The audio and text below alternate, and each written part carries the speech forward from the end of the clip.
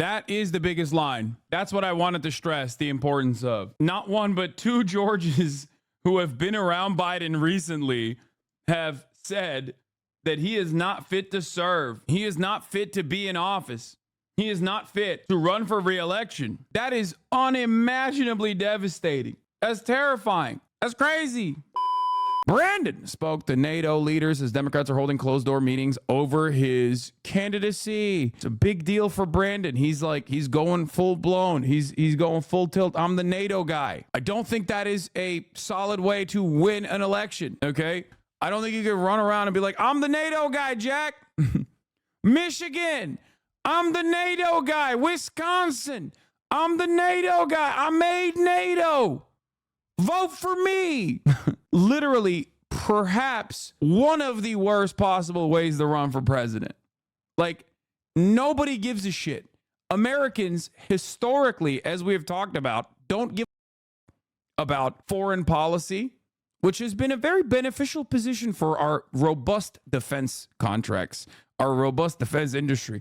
It's great. It's great for them. Nobody gives a we get to do whatever the we want. People don't even comprehend that, like, all the money that's going to those initiatives is actually money that could be going to, I don't know, fixing our roads, beefing up our infrastructure for climate change, paying for healthcare, all these different things. Of course, we're not going to do that. The average American doesn't think about that. But because the average American also doesn't think about that, you can't run on that. That's not a thing that you can run on. You can't be like, I'm the foreign policy president.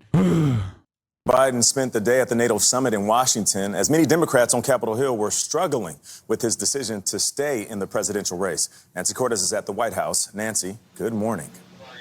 Good morning, Nate. President Biden is set to meet with union leaders this morning. He spoke to Democratic mayors last night as he works to reassure worried Democrats. But every time the White House thinks things are calming down, a new challenge pops up.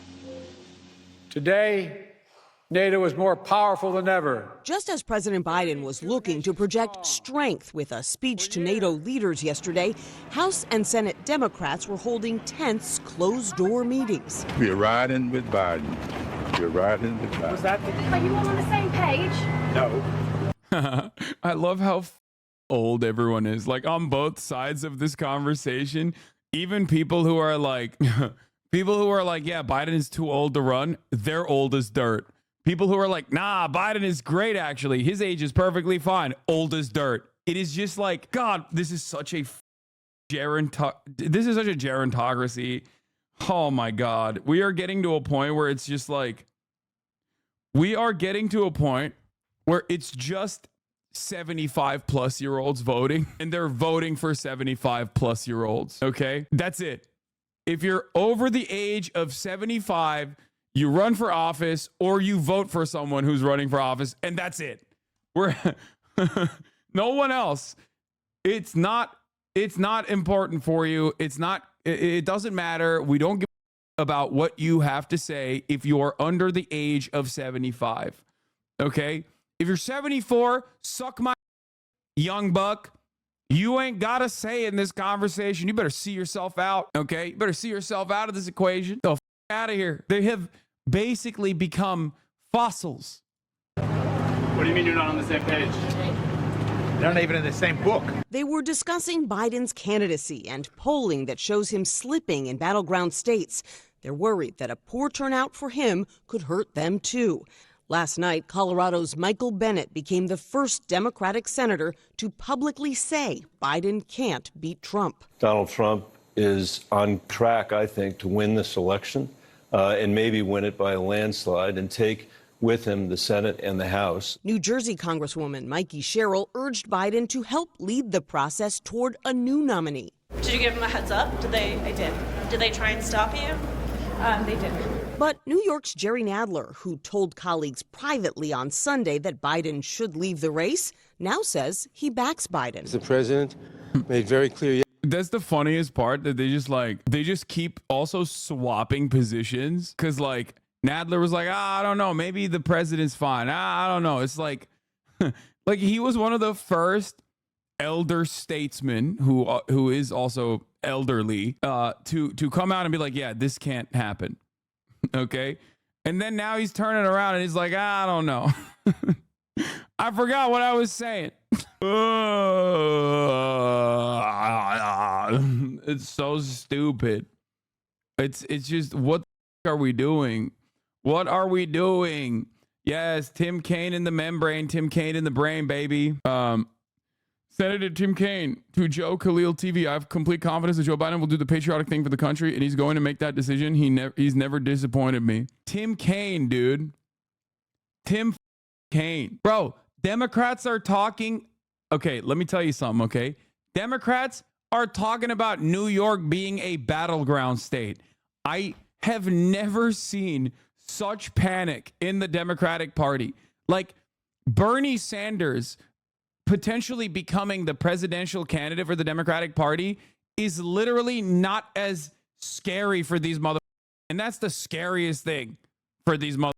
Okay? Like, they're saying New York is a battleground state. That is not even correct. Okay? That's like, even I would look at that and go, okay, you're being a little ridiculous right now. Unless you are seeing something that I am not seeing. Okay? That is insane. That is just like an absolutely insane take. Yeah, they're like, Massachusetts is gone. They're making a second Republican Party out there, okay? Like, Massachusetts has fallen. Vermont. All this stuff. Ben Shapiro also testified in Congress, which was pretty funny. We'll do that as well. Their internal polling must be dire. Yeah, it's just, it is. I think they're a little bit hysterical, I'll be honest, but like, this is them trying to, increase the heat a little bit, slowly but surely turning the dial, okay? Doing their very best to be like, Brandon, get out, without actually saying, Brandon, get out. What are you doing? You're old as dirt. Some of them have now started saying, Brandon, get out. You're old as dirt. Okay? But you have to understand a fundamental truth here that I have brought forward multiple times. If you're like, why aren't the Democrats saying this loudly and proudly? Why aren't the Democrats actually coming out of the gates swinging at Brandon? Because the one legitimate advantage that the Democratic Party has over the Republican Party, for all of the moderate votes that they want to get, for all the independents that they want to get, okay, is that they are a competent party. They are not a chaotic party, as opposed to the Republican Party that is both chaotic and incompetent and crazy and also very far right. Democrats are supposed to show stability, so they can't come out and be like, we are in a state of massive panic here. They're trying to do this as politely as possible. They just keep going, come on, do the right thing. We love you. Do the right thing. Do the right thing. We love you. You're great. Do the right thing. Okay? Because if Brandon keeps this shit up and he's just like, nah, I'm not getting out. I'm not getting out. You shut your mouth. I'm doing the best. I'm God King.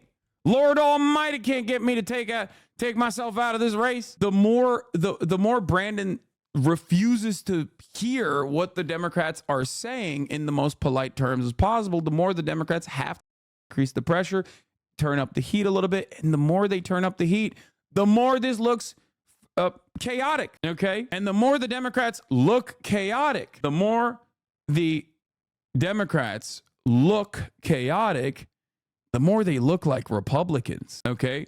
They are losing they're losing all of their advantage, which is crazy. They're losing the what remains of the advantages. It's like basically throwing abortion in the trash or something. Like, that's the one final thing they have. Like, what are you going to do? Are you going to do January 6th on top of that too? You're just going to be perfectly Republican at this point? Brandon, in the last quarter, has decided to throw so goddamn hard and just turn into this, like, even older Donald Trump figure. Incredibly narcissistic, incredibly cynical, incredibly right-wing on a lot of issues. Like, Brandon is going to throw so hard by just coming out and being like, honestly, guys, abortion is murder. Listen, Jack, abortion is murder. And I don't think we should have it.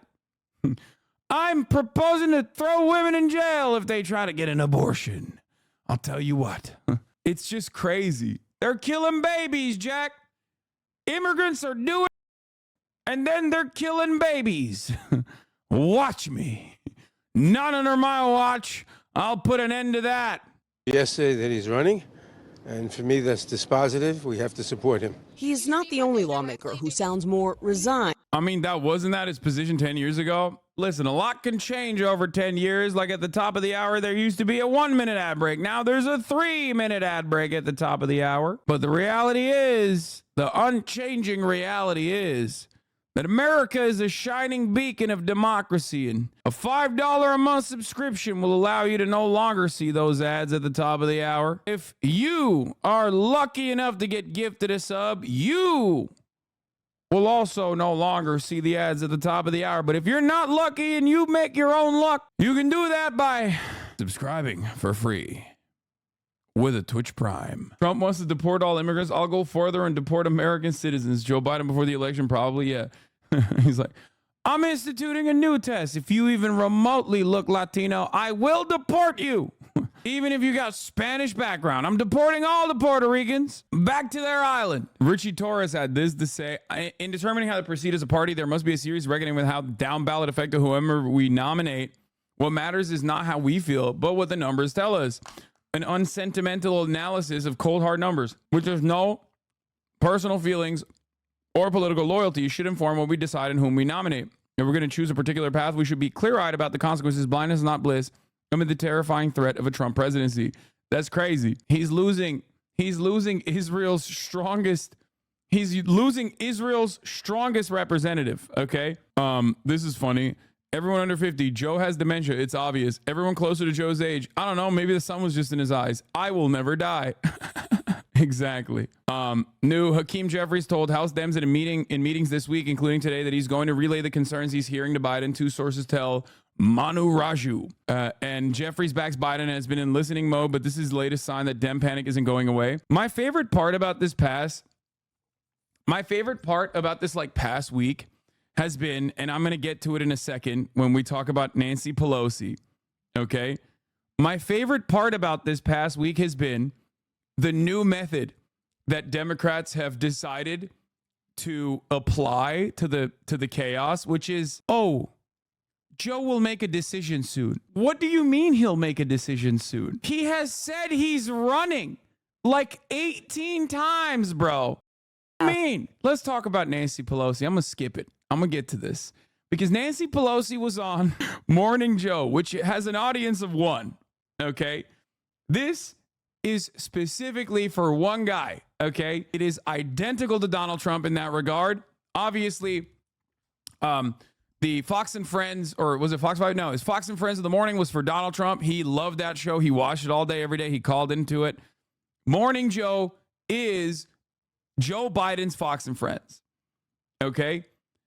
And so Nancy Pelosi's like, hey, let me publicly go on here and just, reiterate some concerns. Okay. And she did. She sure did. Let's take a look. Speaker Emerita, Democratic Congresswoman Nancy Pelosi of California, and the leader of the Democratic opposition of Belarus, Svetlana Tikhanovskaya. Thank you very much, both of you, for joining us. Of course, Svetlana fled Belarus in 2020 after running against authoritarian leader Alexander Lukashenko in the presidential election, and is widely thought to have won, despite Lukashenko declaring victory amid widespread reports of the election being rigged in his favor. Sound familiar? Svetlana and former Speaker Pelosi are the co-authors of a new op-ed in the Washington Post entitled "NATO is a Bulwark Against Tyranny." Thank you both very much for joining us. Speaker Pelosi, I want to start with you on President Biden first. Because over... What was the makeup person on strike? Nancy Pelosi looks ridiculous. I actually disagree. I saw pieces of this interview earlier this morning, and I actually thought she looks kind of nice. Like, this is completely irrelevant to the main point of contention here, but I think Nancy Pelosi here, without like the crazy old person makeup that she normally does, legitimately looks kind of good. Like, I think this is a good, this is a much Are you drunk? No, I think she looks a lot better with subtle makeup rather than the classic old person cake that she puts on normally. Good in a grandma way. Guys, not everything has to mean that I want to her. What are you talking about? Like, I'm not saying I want to have sex with Nancy Pelosi here, you freaks. I'm just saying that, like, there's a type of makeup that old people do where you're just like kind of sad when you see it. You're like, oh, that's not the best. Like, I can kind of smell it when I see it. You know what I mean? Like your grandma's cologne or perfume, basically. That's what it looks like. It's just a very, just in your face. She didn't do that today. She had a much more reserved, like much, much more, how do I describe it? I don't even know what the proper term for it is because I don't ever talk about makeup. But it's a more natural look, and I think it's good. It's better. For the past 24 hours behind the scenes, there's been a lot of depression among Democrats, the phone lines burning up, concerned about his candidacy and whether or not he can win. And some even out loud are shaky at best about President Biden, whether or not he should step out of the race. The headlines, the polling, it all feels very dark. How do you think the president is doing in light of his poor debate performance? Can he do more? And what do you say to Democrats in Congress and even members of the Senate who are beginning to waver in their support? She looks exhumed, Lamau. Bro, what are you talking about? She's literally the Crypt Creeper. She's old as. That's just how she looks. I'm simply stating that she looks better with this level of makeup than she does with the normal level of makeup that she puts on. Okay? She's not beating it as hard, and I think it looks better in comparison. Okay? Sometimes chat thinks I'm comparing her to Dua Lipa or something. You guys do not understand that, like, when I analyze something, oftentimes I'm analyzing it, and I clearly will tell you, I'm analyzing it with, like, very clear-cut boundaries. Okay? She's still a corpse. There's nothing you can do about that. She's just old. That's just the passage of time. That's just a thing that happens. Okay? Good morning, Mika. That's one version of the story. What I do want to say is that yesterday I was honored to be present at the president's speech at NATO. He was absolutely spectacular. He was received over and over again with ovations for what he had to say and the force with which he said it. And then he gave the Presidential Medal of Freedom to Jens Stoltenberg, the Secretary. Dude, one thing I need you guys to pay attention to right now, one thing I need you to pay attention to is that anytime somebody talks about Biden, or specifically to Biden, okay, because that's what Nancy's doing here, they always talk like they're talking about like a child or, I don't know, a dog that is, going to die soon. And everyone is just like, there's this energy in the air where everyone's like, yeah, he's doing his very best. He's such a good boy. He's such a good boy. Isn't he such a good boy? He's doing the NATO thing. It's a big week for him. Okay? He's so brave. He's doing his goodest, his darndest. And it's crazy. It's like, bro, that's the president, okay? That's the president. We're not hyping up a 5-year-old for coloring inside the lines here. What do you mean? He's having a big week, okay? It's NATO's 75th year anniversary. It's a big week for Brandon. Secretary General of NATO. I felt very honored by that because as one who has received it, Jen's getting it brought luster to that honor. So it was a beautifully received, energetic presentation by the president. Politics is politics. People have their interest in terms of their own region and the rest. And so we are the Democratic Party, a party that is, shall we say, not lockstep. But this president has been a great president.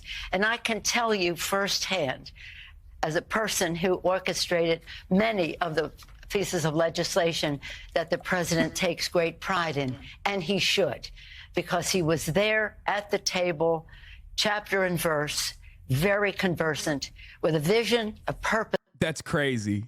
He was able to speak. The president, folks, isn't he the best? He was capable of speech, okay? That's right. He was holding his own like the goodest boy.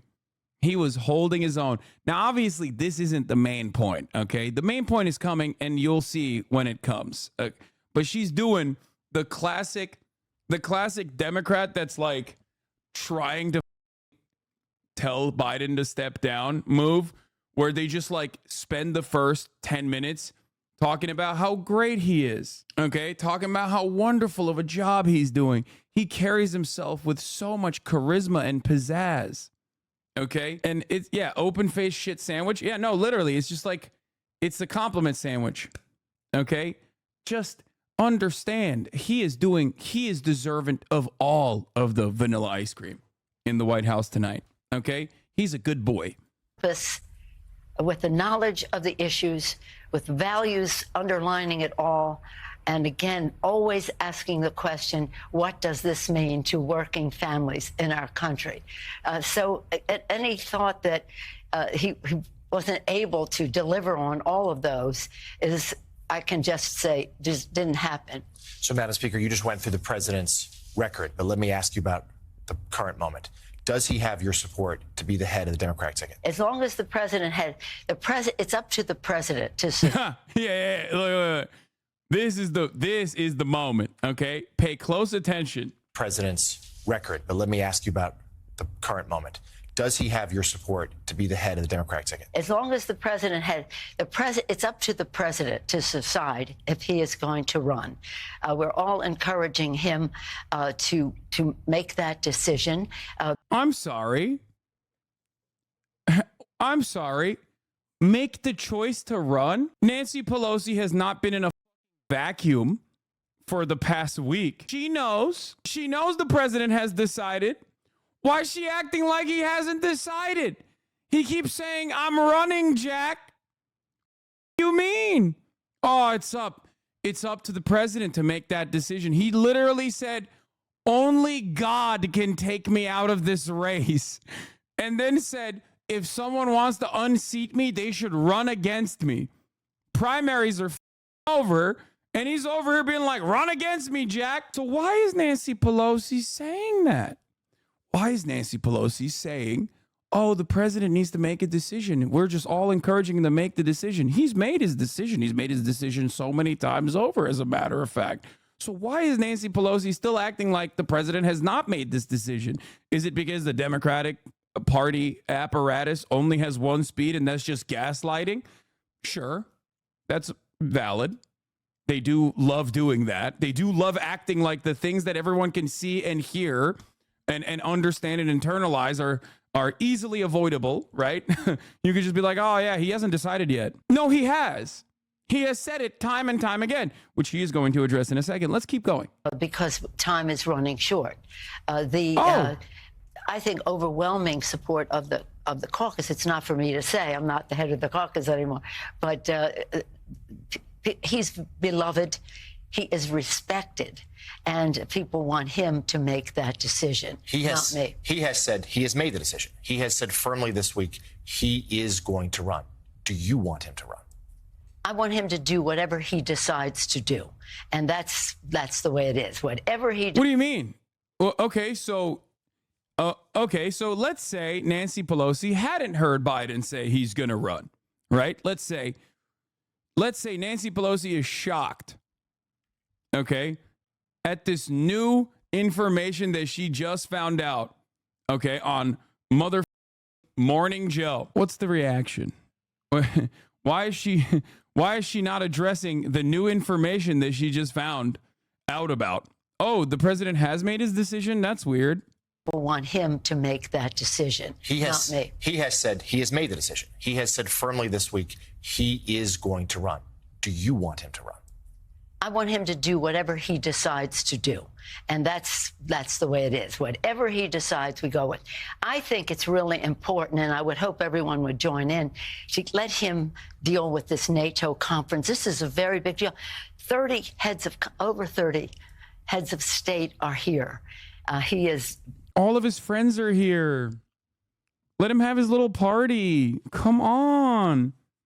It's a big week for him. He's a big boy. This is a big week. He's been trying to put this party together. It's a tea party, okay? Let him have his moment. He's just a little guy. And then he'll make his decision. It's like, he has though. But he has though. That's not what this conversation is about. Now, the reason why she's answering in the way that she's answering this question, which is a very direct question, obviously, is for the reasons that I mentioned time and time again over the course of the past week plus now, which is they can't openly say, I, Nancy Pelosi, Speaker Emeritus, one of the most, influential older members of the Democratic Party who have been a lifelong Democrat and a bulwark of institutionalist Democratic Party defense, am saying Joe Biden needs to step aside. She can't say that. That's chaotic. So she's trying to communicate to Joseph Robinette Brandon from the television, hey, dickhead, come on, drop out. Am I huffing copium to think this means he will step down after NATO meeting or they will push harder? Well, the closed door caucus meetings are happening and have been happening for the past 2 days now. For the past 3 days now. And the issue is it's very back and forth, but more and more senators and House of Representatives, like representatives in the House, are coming out and saying like, yeah, no, this can't continue. Okay. The host of it, and that means not just hosting, it means orchestrating the discussion and setting the agenda. And he's doing so magnificently. And I've said to everyone, wouldn't that message be taken better by Joe if she went and talked to him personally rather than doing it on TV? Like, why not just go to the White House and ask him straight up? I don't know what the best answer to that question is. It's pure speculation, right? But my speculation is that they have tried to pressure him. He's just not really listening. He's very stubborn. I think that he's being a little bit stubborn. If you notice, like, he didn't even talk to like, he did not calm his own party for a week after the debate. Like, he did not talk to anyone except for his closest staffers that have been with him for like 40 years, Jill Biden, and even Hunter Biden. That was pretty weird. And even then, since then, he's only talked to like a total of 20 Democratic Party members. Okay. So, situation is not great. What is this? So stupid. It's like when you ask your mom for a toy and pretend she hasn't said no the last 4 times you asked. It wasn't the answer you wanted, so you'll just ignore it and keep asking. Same strat. Yeah. One House Democrat, a Biden ally, told me they think the White House and campaign will limit the president after this week. I think he'll survive the convention if he just limits himself at this point. This is obviously not what many of the other Dem lawmakers are calling for. Yep. They're hitting the la la la, I can't hear you button, which is funny because that did carry him across the finish line, or at least that carried him to a victory in the last primary. Okay. I think that they're making a mistake in thinking that this will carry him to the convention. And then after the convention, it's just like everyone is going to have to defend whoever the Democratic Party candidate is. Wonderful stuff overall. Let's continue. Let's just hold off. Whatever you're thinking, either tell somebody privately, but you don't have to put that out on the table until we see how we go this week. But I'm very proud of the president. And I'm very proud to be here with Svetlana. I've been on this show any number of times, but I have to say it is such an honor to be with her, a champion of democracy, a courageous leader in a very dangerous situation. So I'm looking forward to hearing from Svetlana. Well, let's turn to you now. Thank you for being here. Tell us, what is here at the NATO summit? What is your overall message? What we are waiting from NATO countries now as people who are fighting against dictatorship, against atrocities in our country, against imperial ambitions of Russia, we need unity and decisiveness. Because the task of dictators is to split democratic world and to divide, not pursue them, not to provide assistance to those nations who are fighting to dictatorship. So we need unity and we need decisiveness, because very often... Yeah, the rest of this is NATO related. I don't really care about it as much right now. We'll get back to the NATO conversation in a little bit. Okay? Some Democratic lawmakers are strongly backing the president, others voicing serious concerns as the president hosts the NATO summit in Washington, where his performance is going to be closely watched. Our senior congressional correspondent Rachel Scott is tracking it all on Capitol Hill. Good morning, Rachel. George, this morning, President Biden will be on the world stage trying to prove to his party that he has what it takes to stay in the race. It comes as some Democrats warn that if he remains on the ticket, Democrats will lose in November. This morning, with President Biden determined to stay in the race, Democrats facing a choice whether to stick with Biden or call on him to drop out. You're riding. But now a 7th House Democrat, Congresswoman Mikey Sherrill of New Jersey, calling on Biden to withdraw. As strongly as possible for new leadership so we could really prosecute the case against Donald Trump. And overnight, Senator Michael Bennet delivering this blunt warning. Donald Trump is on track, I think, to win this election and maybe win it by a landslide and take with him the Senate and the House. Sources tell ABC News Senators John Tester and Sherrod Brown. Yeah, I mean, here's Doggett, the first Dem that actually called for Biden to drop, said that Pelosi is keeping the situation very open, very fluid. The fact that she's raising these issues, leaving it out there, indicates, I think, her realization that we can't go forward without some greater certainty on a number of aspects of the president's future. Nancy Pelosi could be like, no, it's a done deal. She could hit the AOC line. Nancy Pelosi could turn around and say exactly what AOC said and be like, Biden is the candidate. It's a done deal. Shut the fuck up. Let's move on. But she's not doing that. She keeps saying, oh, Biden's going to make a decision.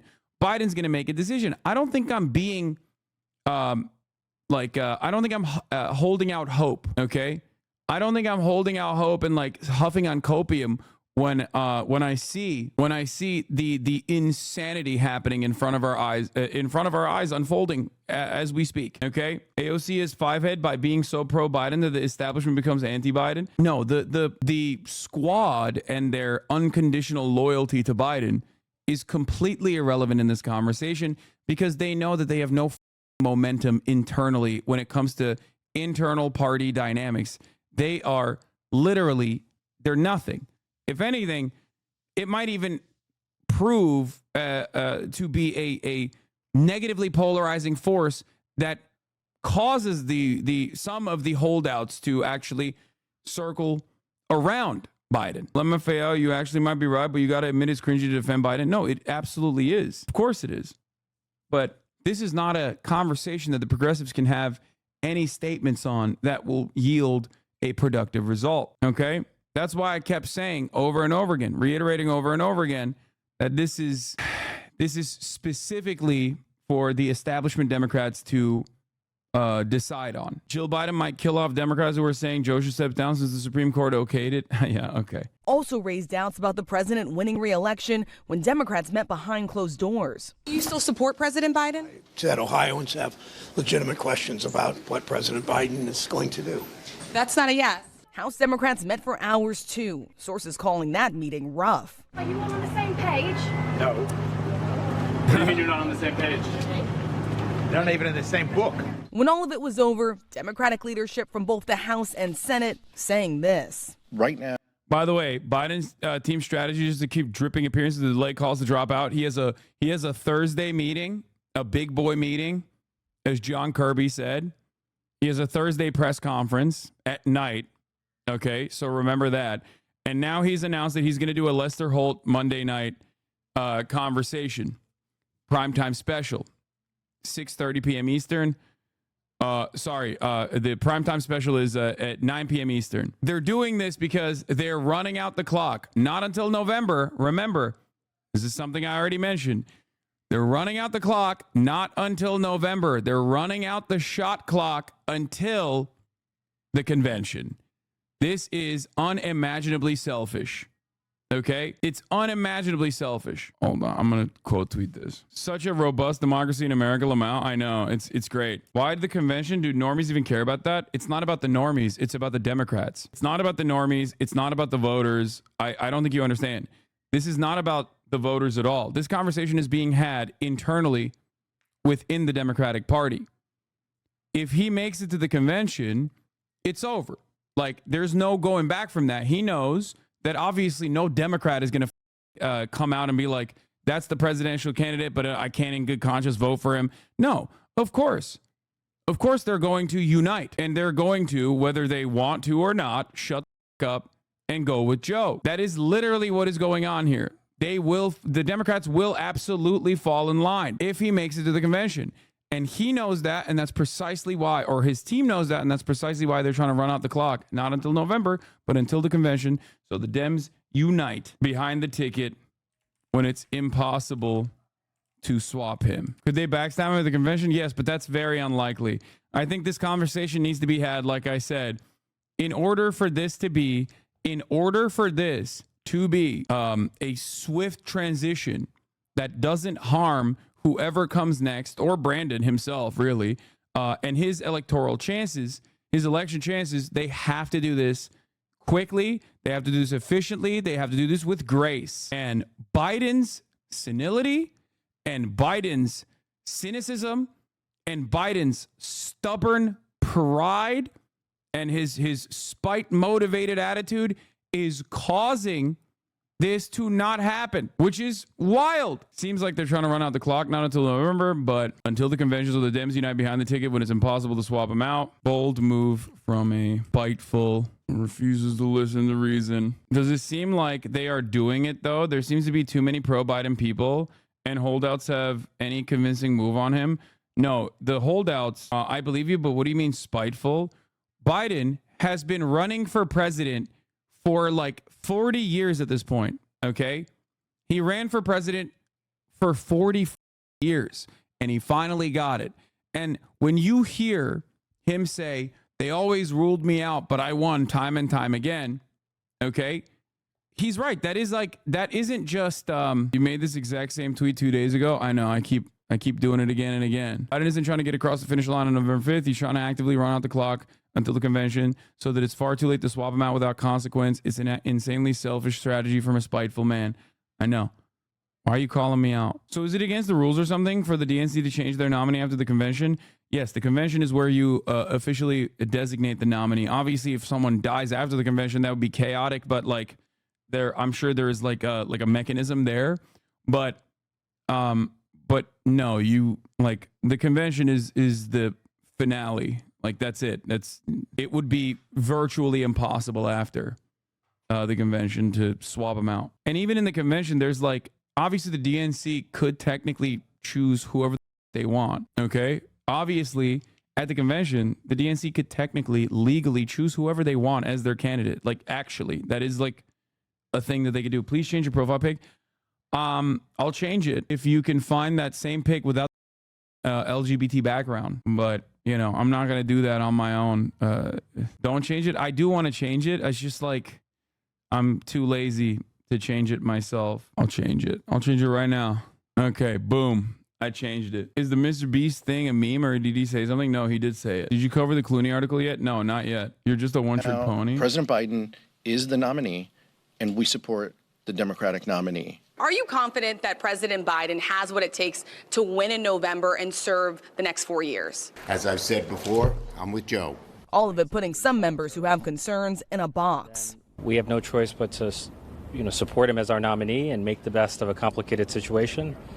I mean, that's the concession to the political reality we face. But this morning, former House Speaker Nancy Pelosi stopped short of saying he should run and said Democrats should hold off until they see how this week goes. It's up to the president to decide if he is going to. I like that the media is not even like playing along with Nancy Pelosi's like wishy-washy centrism and immediately cutting through that noise and going, yeah, no, she said, you know, we'll wait this week out. Like they could, so she delivers that statement in a way that allows the media to cover it as like Nancy Pelosi reaffirms her commitment to Biden. You know what I mean? But nope, they're not even doing that. They're just straight up going, nope, she meant wait for the week to end. To run. We're all encouraging him to make that decision because time is running short. Democrats are closely watching how Biden performs on the world stage during the NATO summit. We gather to proclaim NATO is ready and able to secure that vision today and well into the future. The president's rival, former President Donald Trump, has largely remained out of sight, returning to the campaign trail for the first time since the debate. It doesn't matter who they nominate because we are going to beat any one of them in thundering landslides. So back here on Capitol Hill, most Democrats telling us they're accepting the reality that even if they have concerns, there's really not much they can do about it. The president is vowing to stay in the race. Democratic leadership is rallying behind him. One thing that Democrats are watching tomorrow, that press conference that the president is expected to give, where he's expected to take a number of questions from reporters, George. And Rachel, Donald Trump closing in on a VP pick. Yeah, Donald Trump's advisors say that he is expected to announce who his running mate will be by next Monday. That is just as the Republican National Convention gets underway. Sources tell us it is down to a final three: Senator J.D. Vance, Senator Marco Rubio, and North Dakota Governor Doug Burgum. But sources tell us as of this morning, Trump has still not made up. I'm such a burger boy, dude. I am literally, I'm out of my goddamn mind with this burger nonsense, okay? I'm holding out hope. I'm holding out hope. I'm holding out hope. He can win if you vote for him, chat. Doug Burgum, let's go. Burgomaniacs, rise up. Burger boys, rise up. We're out here. North Dakota heads, okay? Doug Burgum mentioned, you voting Trump Burger? If he puts Burgum on the ticket, maybe. Who knows, man? Who knows? I'm from ND and that's embarrassing. No, it's not. North Dakota, best Dakota. Burgum is going to be the pig literally because he's a rich. No, I don't think Burgum's going to be the pig. I think it's going to be JD Vance. That's, you know, I think it's going to be JD Vance. But I've been saying it's going to be JD Vance for some time now. But I do love Burgum personally. I've been a Burgomaniac for a while. Okay. Burgomaniac's in control. Why do you like Burgum? Who is he? It's a meme, man. It's just, he's the governor of North Dakota, our best state. He's the governor of the most important state in America, North Dakota. He also sold his company to Bill Gates. He's like a billionaire. He's a real socialist. He paid people $20 to donate $1 to his campaign. Yeah, that's real socialism. And he will do that. Okay. Trump said Marco when talking about beating Trump at a rally. I don't know if it was a slip or something. I would be shocked if he went with little Marco, dude. Are you kidding me? Yes, I know there's a new interview coming out with NBC. Okay, I know. All right, let's continue. Trump also popping off yesterday in Florida at his rally, turned around and straight up demanded another debate. He is, he's having a good time with this. To politics now. Former President Donald Trump was out in the heat last night in Florida at a rally at one of his golf courses there. And in front of the overheated crowd, he took aim at President Biden's health and issued a new debate challenge. Meanwhile, President Biden gave a major speech to NATO in Washington yesterday as he tries to show he has the energy to keep doing this job. Our team is covering both sides of that story, but we're going to start with Caitlin Huey-Burns, who's at the Trump rally, or was last night there in steamy Miami. Caitlin, good morning to you. Good morning to you, Tony. Well, at that rally last night, Donald Trump wasted no time going after his rival. He actually challenged Biden to another debate this week without moderators. And in a nod to a more memorable exchange from the last debate, he also challenged Biden to a golf match. Former President Donald Trump back on the campaign trail for the first time in over 10 days. Joe is, in fact, all talk and no action. Capitalizing on President Biden's struggles with his own party. Joe's own party now wants him to throw in the towel and surrender the presidency after a single 90-minute performance. With the Republican National Convention starting on Monday, Trump is preparing to announce his running mate. One of the contenders joined him last night. Florida Senator Marco Rubio stepped up the attacks against Vice President Kamala Harris. Of all the crazy left-wing policies that they want for our country, she supported every single one of them. As for Republican policies, like the only benefit that little Marco gives Trump, I guess, is that he's like seen as like a more reasonable Republican. So it's a way to center him. But I don't know how much play he has with like investors or donors rather, in the way that like JD Vance opens up like an entire avenue of Silicon Valley style donors, specifically Peter Thiel. Trump relies on that. Latino too. I don't think anybody gives a shit about that. What do you guys think that the Cuban vote is not 98% Bashar al-Assad numbers for Donald Trump in Florida? What are we talking about? Yeah, he really needs Marco Rubio to pack up the Cuban vote, dude. Are you kidding me? That's fine, okay? He doesn't need Marco Rubio for that shit. That's fine, okay? He doesn't need Marco Rubio for that shit. the RNC approved a platform this week that makes no mention of a decades-long call for a national abortion ban, and adopted Trump's stance that laws governing reproductive rights should be left to the states. Also on Tuesday, Nikki Haley, who challenged Trump for the nomination, encouraged her delegates to move their support to Trump, saying the convention is a time for Republican unity, adding Joe Biden is not competent to serve a second term. But Trump supporters are more than happy to run against him. I saw a different Trump the last debate, which was nice. He was a little bit mild-mannered, not as boisterous, not as angry. Do you want Biden to run against Trump? Absolutely. Dude, it's great. The Trump team is relying on the short-term memory loss that Americans have to basically moderate his positions, moderate the Republican Party's positions, make it seem like they're actually a totally different Republican Party than the one that has like communicated how insane they are. Okay? It's awesome. Like you look at their policies, you look at like what I mean, I guess like it's laughable because they purposefully usually don't mention policies in general and just go off of vibes and resentment and anger and, you know, wanting to kill migrants. But basically they're just like, hey, we're totally different, actually. Like, we promise. We're so different. We're so different than the way you think we are, you know? We promise we're different. What is this abortion stuff? We love abortion. Okay? Project 2025? I don't even know what that is. What is Project 2025? What is that? Like, I don't even know what that is. Heritage Foundation? Never heard of it. Okay? Never heard of it. We're pro-abortion, actually, pretty much. You know? Abortion should be between a man, not a man, sorry. Abortion should be between a woman and her medical professional. Now, when it comes to that golf match, Biden's campaign said in a statement last night that the president doesn't have time for, quote, Trump's weird antics. Donald Trump will be back on the campaign trail on Saturday with a rally in the battleground state of Pennsylvania. And the Republican National Convention, of course, starts next week in Milwaukee. All right, Caitlin, thank you. The Democratic infighting over President Biden's future is boiling over. So as we were talking, covering all this news, as I mentioned, that 8th House Democrat, he's a New York congressman, Pat Ryan, he's described as a moderate. Well, he's now urging Biden to step aside. He says that it's a, quote, grave disservice to call Biden the party's best candidate. So he said that, but he also tied it to his fears about President Trump. He calls President Trump an existential threat. And a lot of Democratic commentators have made the point, so someone's an existential threat, but you're not putting up your best candidate. It doesn't make sense. You can't have it both ways. Also, during our That someone was me.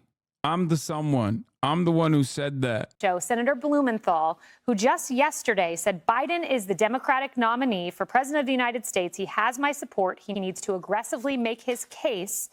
moments ago said this: I am deeply concerned about President Biden. So it's interesting. Pelosi comes out, she makes these comments. Jake Sherman says a bomb goes off on Capitol Hill, and now all of a sudden the messaging is mixed. It's all over. So we're getting all of that. Exclusive new reaction. More to come about George Clooney's call for President Biden to bow out. Every congressman being chased down the hall. And here's what Tennessee Democrat Steve Cohen had to say on that. George Clooney just said in the New York Times that Biden needs to step down. Are you worried that now Democrats in Congress, now you have Hollywood, are saying Biden is not mentally fit? George Clooney is a movie producer who needs to produce movies. He's a movie producer. He also raised $14 million for your guy 3 weeks ago. So, yeah, you have that. Hey, everyone. I'm Emily Compar. So let's talk about George Jebediah Clooney. Okay. Mr. Phony. Mr. Mother Phony. Mr. Fake Friend. He wrote an op-ed, a guest essay for the New York Times. He said, I love Joe Biden, but we need a new nominee. Now, one of the most important parts of this article isn't necessarily that George Clooney has raised money for Joe Biden only like 2 weeks ago, 3 weeks ago. It isn't the fact that he's calling for him to step down. Many other donors have also called him to step down. Now, the real reason why this is pretty significant is because why he wants Joe Biden to step down. Because many of you saw Joe Biden's horrible performance on the debate stage, okay? George Clooney, on the other hand, didn't just get to see that debate performance. George Clooney was side by side with Joe Biden. Let's go to Dana Bash. George Clooney got to experience Joe Biden in person. That is the real scary part of this equation. That's the scary part of this conversation. George Clooney saw Joe Biden in person and was like, oh my God, that's bad.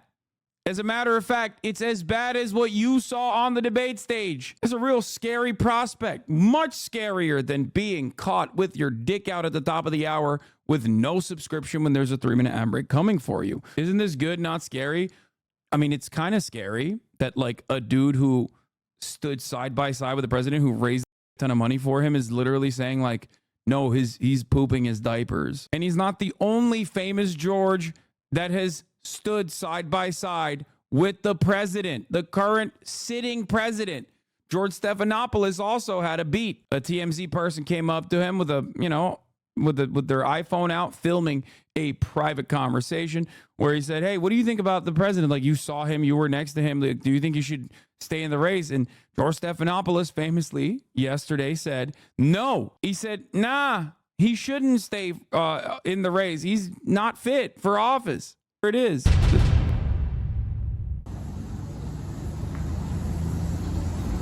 Hey, excuse me. Hey, how you doing? What do you think? Do you think Biden should step down? You talk to him more than anybody else have lately, and you could be honest. He said, I don't think he can serve 4 more years. He said, yeah, I did sit next to him. I did sit down with him, and I did talk. Now, at first, we were like, oh, is that actually George Stephanopoulos? Do we know if he actually said that? Turns out he did, because he openly stated that he did. Okay?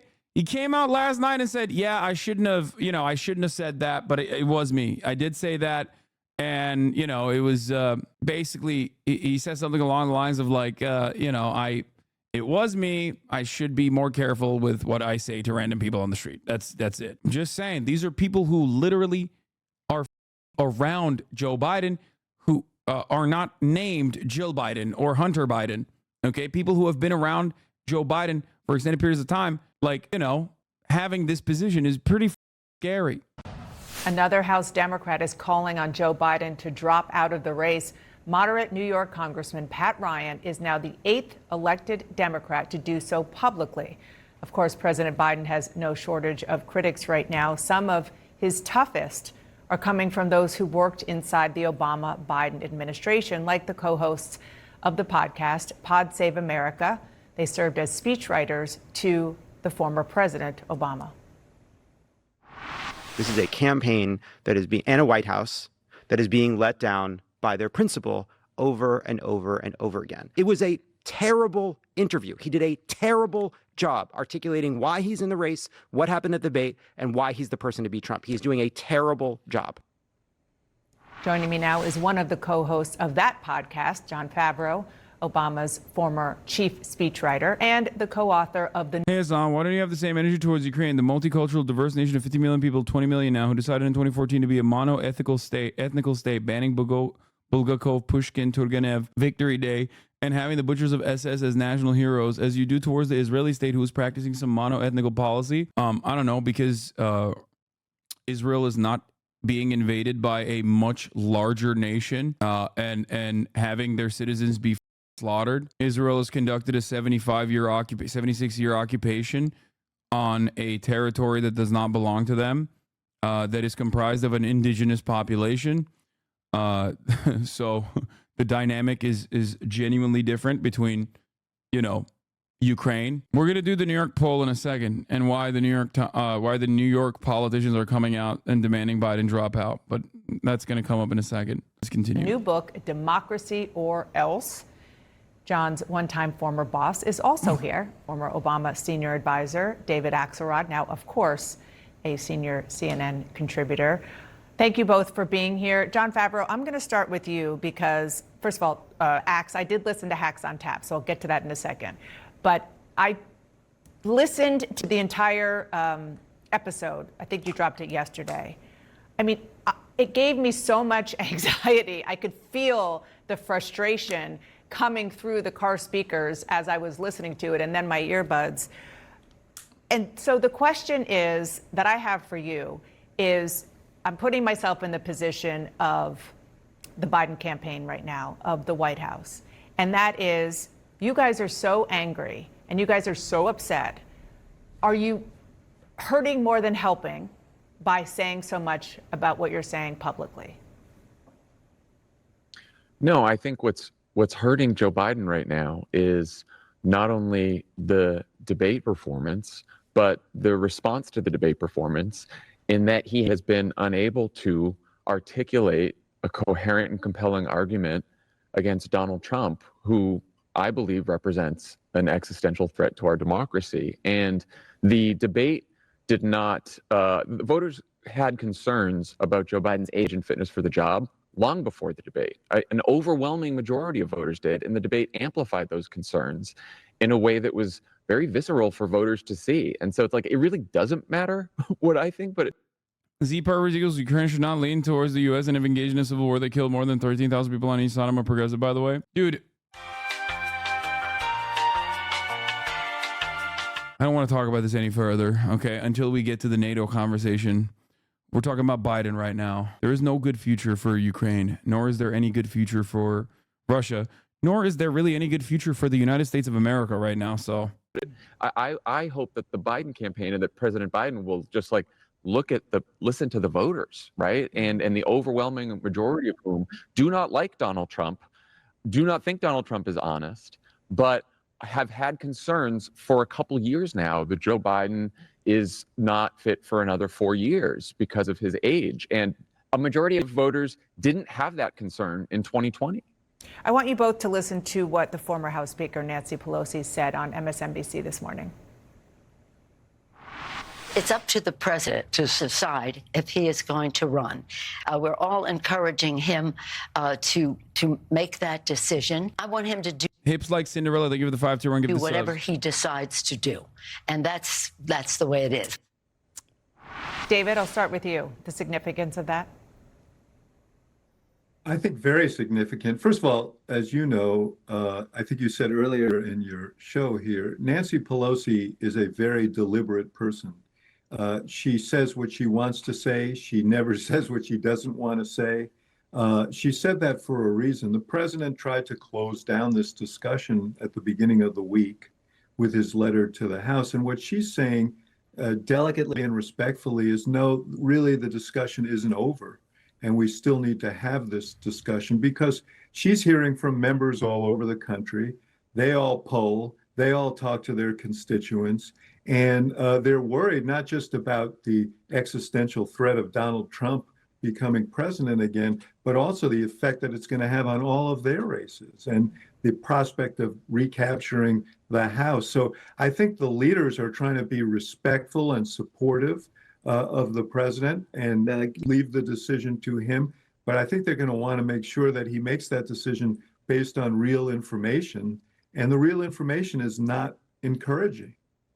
And so the question is, how much of that real information is he getting? For example, now the Stephanopoulos interview was several days ago at this point, but he said the only person at that point that he knew that who really wanted him to get out in the Senate among his former colleagues was Mark Warner. John, you and David, I think, has gone a little bit further in saying that effectively that President Biden should step aside. Correct me if I'm mischaracterizing your position, David. But John, do you think it would help at this point for people like you and elected officials who have microphones and megaphones to be more specific publicly, or is it better to continue to press this case privately with the president? I don't know the answer to that. I'm sure that pressing the case privately to the president. Is Brandon not surrounded by yes men at this point? Is your question, right? The answer is he absolutely is almost entirely sheltered from opposition at this point. His family is standing with him, his wife Jill and sister Valerie, who Democrats relied upon to provide wise counsel, not just cheerleading. His son Hunter has been seen at the White House so much lately that one well-connected lawyer/lobbyist, Democrat, dubbed him the acting chief of staff. He's the gatekeeper. He's the one who's bucking up his dad. That is surely going to be a phenomenal development for the we are the non-chaotic party position that the Democrats are trying to desperately hold on to. The article, How Hunter Biden Became His Father's Gatekeeper. There is perhaps not a worse thing that the Biden administration could do right now. Republicans have literally set up Hunter Biden as like the biggest cudgel to Brandon's reelection. For 4 years, they tried to set up Hunter Biden as a propaganda point against Joe Biden in the last election cycle. It failed. Why did it fail? Because you could just so easily say, why is Hunter Biden even remotely relevant? He is nowhere near the White House. So what do? After he gets convicted, what do? You bring him into the White House? For the past 4 years, the easiest thing the administration could say is like, yeah, Hunter Biden is his own person. He is not relevant to Joe Biden's administration. He's not relevant to his reelection. That was the easiest way to neutralize the argument that Hunter Biden is like this secret thought leader in the Brandon administration, and they turned around and brought him into the White House. But do white suburban moms actually buy this? Are these people leaning Dem right now who care about the Hunter Biden shit that much? No.